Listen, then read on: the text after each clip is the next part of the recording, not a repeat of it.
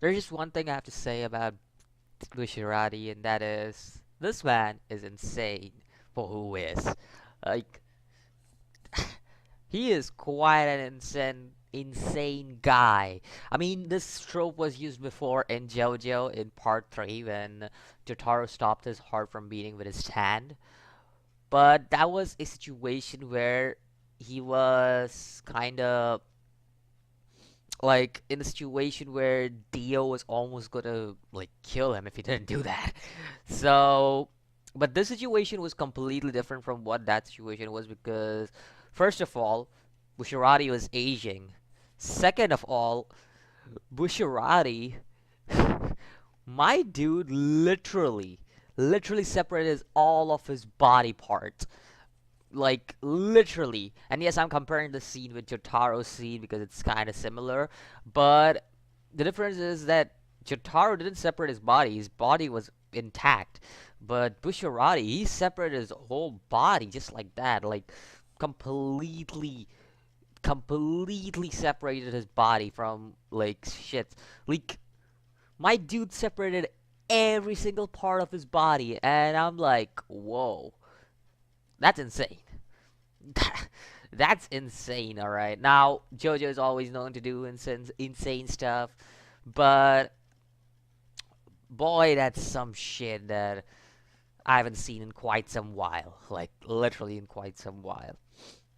Uh, Also, he chopped his own heart. So that's another thing he did. Like literally chopped his own heart with chop. He chopped it. What the hell? But he had like I said, Bushirati was he had one instant resolution to like save his team, and there was some luck, like always, like every time in any anime, the main characters need some luck, and well, we got some luck there, where Bushirati basically got his body parts to once, and then he joined them. Now, obviously, the fight was quite simple. Bushirati was gonna defeat this man, no matter what happened, because it's quite simple. The man is dumb, but the way he defeated Mr. Pineapple Man using his own stand against him was quite a cool stuff to see. Is he literally like or like merry around his rope around the neck of the Pineapple Man? He's like, yeah, let's go. Like he just literally like pulled his rope once he was there, and just well, that happened. But we also see at the end of the episode that Trish has her own stand, so that's literally don't know what kind of stand that is, but it looks like some kind of animal print, to be honest. Like, what? Literally, I don't have any idea what kind of stand that is because it's boarding. It has an animal print on it. Don't not sure. Not sure what kind of stand the woman has, but she has a stand, so that's pretty much it.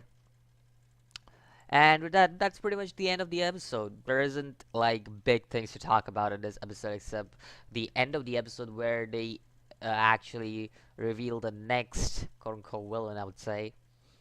So, like the next guy they're gonna fight with, I guess. So, yeah, that's pretty much where they stopped off. And I guess this episode was good when it comes to fight quality. As for story development, there are only two or three major things that happen in this episode. First of all, obviously the Bushirati thing about how he has the resolution to save his team. Second of all, Trish's stand, kind of revealing that Trish has a stand, which was quite obvious to be honest. Like, it wouldn't be JoJo if you didn't have a stand. Start in part 3, because in part 1 and 2 you have Hamon, and then from part 3 you have stands.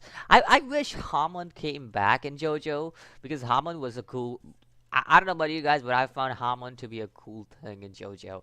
So I wish it comes back at some point because that will be a pretty cool thing to see. But yeah, and the third thing is the big villain for the next arc, I guess. So yeah, that's pretty much it for this episode. Let me know what you think about this episode of JoJo's Bizarre Adventure, and I'll see you in the next videos. Always, peace.